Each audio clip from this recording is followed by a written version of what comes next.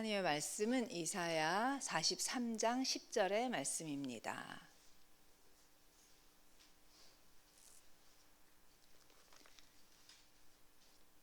찾으셨으면 함께 읽으시겠습니다. 나 여호와가 말하노라. 너희는 나의 증인, 나의 종으로 택함을 입었나니 이는 너희가 나를 알고 믿으며 내가 그인 줄 깨닫게 하려 함이라.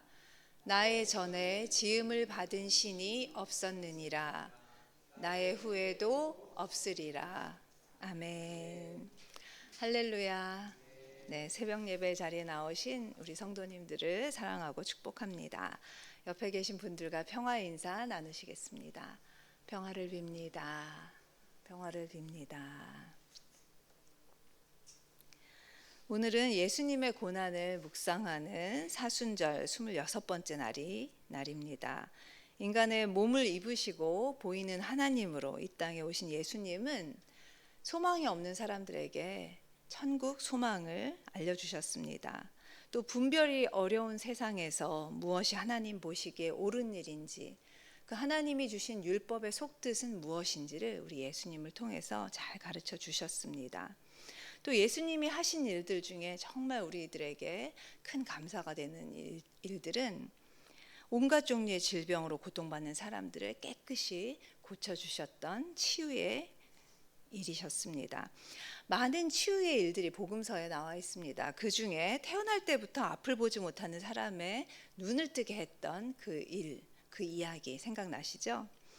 앞을 보지 못한다는 것은 생존이 어렵다는 이야기입니다. 생존을 위협하는 엄청난 고난을 겪고 있는 중이라는 뜻입니다. 그 당시만 해도 질병을 죄에 대한 어떤 심판, 결과로 이해했던 사람들은 이 사람이 태어날 때부터 아무 잘못도 저지르지 않았던 그 아기가 태어날 때부터 앞을 보지 못했기 때문에 이 사람이 앞을 보지 못하는 것이 이 사람의 잘못인지 아니면 그 부모의 죄를 물려받아서 그런 것인지 매우 궁금해했습니다. 그래서 예수님께 그 사람이 앞을 못 보는 것이 도대체 누구의 죄 때문인지에 대해서 질문을 했습니다. 이에 대해서 예수님은 어떻게 대답을 하셨을까요? 사람들이 예상하지 못했던 답을 말씀하셨습니다. 요한복음 9장 3절을 제가 읽어드리겠습니다. 예수님께서 대답하시되 이 사람이나 그 부모의 죄로 인한 것이 아니라 그에게서 하나님이 하시는 일을 나타내고자 하심이라. 아멘. 그토록 이 사람을 불행하게 했던 앞을 보지 못하는 끔찍한 장애가 죄로 인한 것이 아니라 그에게서 하나님이 하시는 일을 드러내기 위함이시라는 말씀을 하고 있습니다.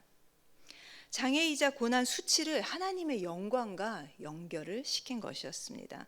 그렇다고 해서 하나님을 당신의 전능을 보여주기 위해서 사람들을 일부러 아프게 하고 사람들을 일부러 고난에 처하게 하시는 분으로 이해하셔서는 안 됩니다. 그렇게 생각하기보다는 눈이 안 보이는 장애와 고난 수치의 문제를 해결하여 주심으로써 결과적으로 하나님이 하시는 일을 드러내게 되었다고 이해하시는 편이 더 적절하실 것입니다.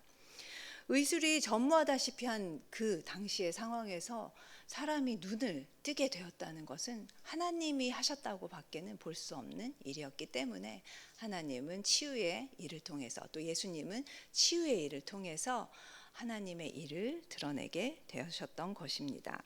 시편 119편 71절에도 고난당한 것이 내게 유익이라는 그런 말이 있습니다. 이 또한 같은 맥락으로 이해할 수 있습니다. 고난의 때 하나님께서 우리의 아픔에 공감하시고 우리를 도와주시기 때문에 하나님을 깊이 만날 수 있다는 얘기입니다. 그렇기 때문에 고난이 유익이라고 이야기하는 것입니다.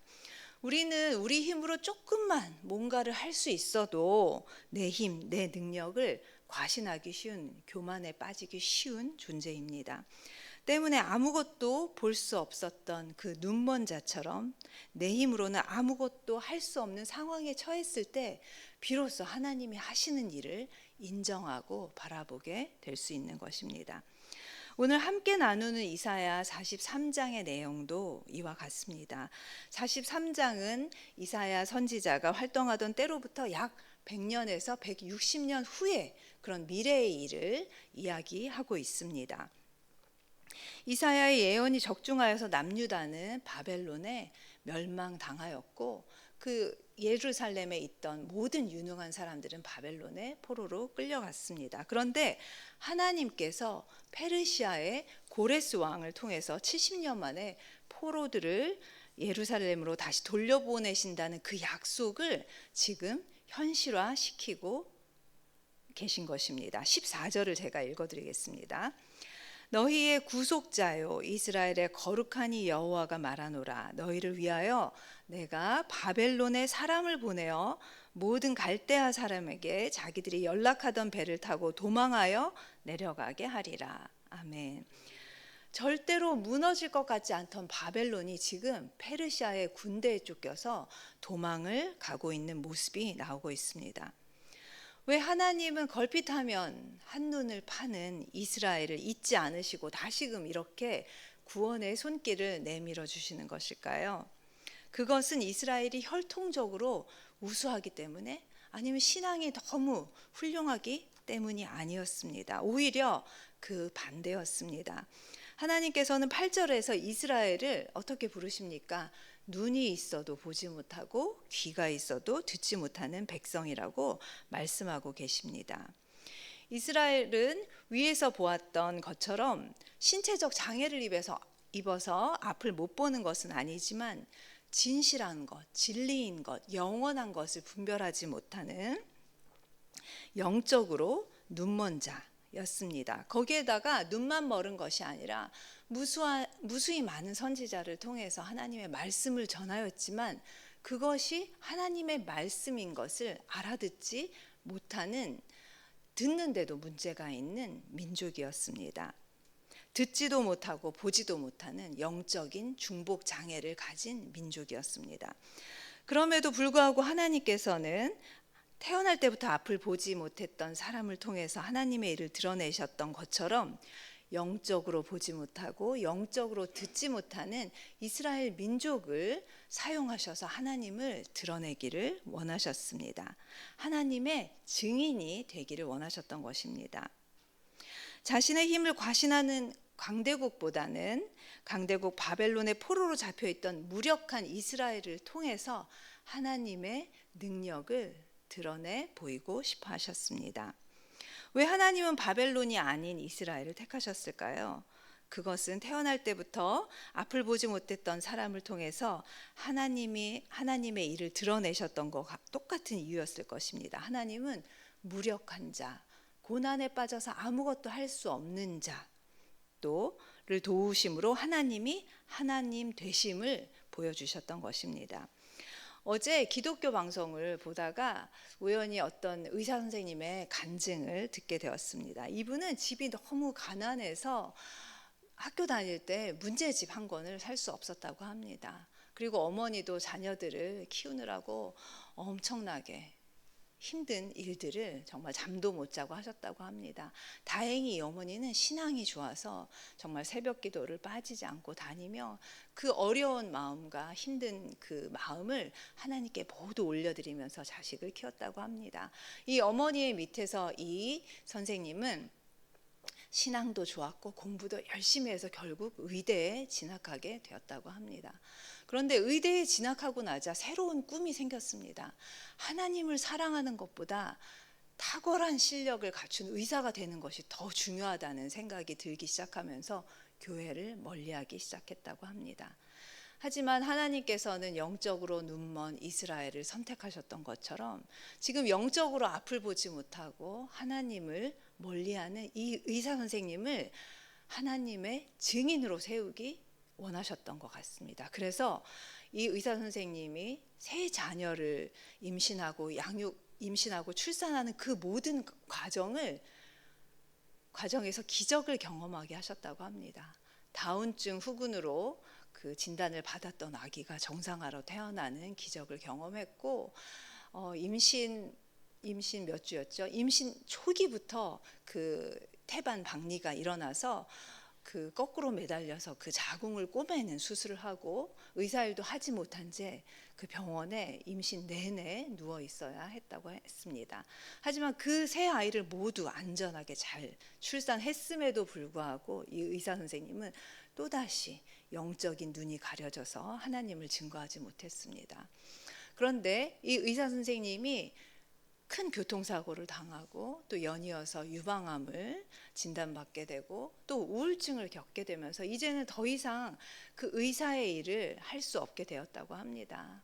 그래서 이제는 하나님밖에는 매달릴 곳이 없어서 기도 모임을 나가게 됐는데, 그날 그 첫 기도 모임을 나가면서 이렇게 마음속으로 기도를 했다고 합니다. 기도원의 양털 실험을 한 것이었습니다. 기도원이 겁이 많은 자신을 하나님께서 사용하셔서 그 적군을 무찌른다고 그 기드온에게 말씀을 하셨죠. 그것을 믿지 못하겠으니 기드온은 하나님, 저에게 신호를 보내주세요. 제가 양털을 바닥에 놓고 잘 테니 밤사이에 양털만 젓고 땅은 젓지 않게 해주세요. 그러면 하나님께서 저를 사용하셔서 적군을 무찌른다는 이야기로 알겠습니다. 이렇게 기드온이 실험을 했잖아요. 이 의사 선생님이 어떻게 하나님께 기도를 했냐면, 이 의사 선생님은 유방암 수술로 가슴을 절제한 환자의 그 유방을 재건하는 의사였다고 합니다. 그래서 마음속으로 하나님, 제가 앞으로 의사 일을 하게 될 수 없을 것 같은데 그래도 하나님이 하시면 할 수 있으니 신호를 보내주세요. 만약 오늘 이 기도 모임에서 유방암 유방 재건 수술이 필요한 환자를 만나게 해주시면 제가 하나님의 신호로 알아듣겠습니다.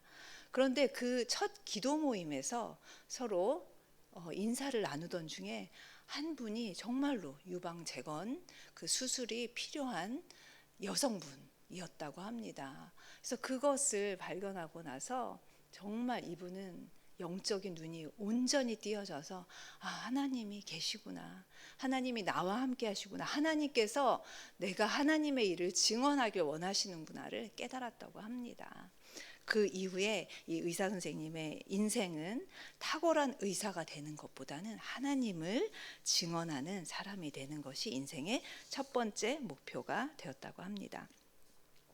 어디 하나님이 택하신 분이 이분뿐이겠습니까? 여기에 계신 성도님들에게도 앞이 보이지 않았던 그 영적으로 눈먼 그 시기에, 고난의 시기에 하나님께서 기적과 같은 일들을 보여주셨을 것입니다. 그래서 아마 이 자리에 계실 것입니다.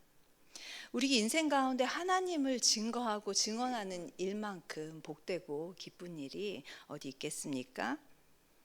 여기에 계신 모든 성도님들도 태어날 때부터 앞을 보지 못하다가 예수님께 고침받고 처음으로 세상을, 경이로운 세상을 보았던 그 맹인과 같이 또 영적인 맹인으로 살다가 하나님이 창조주요 또 하나님이 거룩한 분이심을 고백했던 이스라엘 백성처럼 하나님을 증거하며 사시는 성도님들 되시기를 소망합니다. 기도하겠습니다.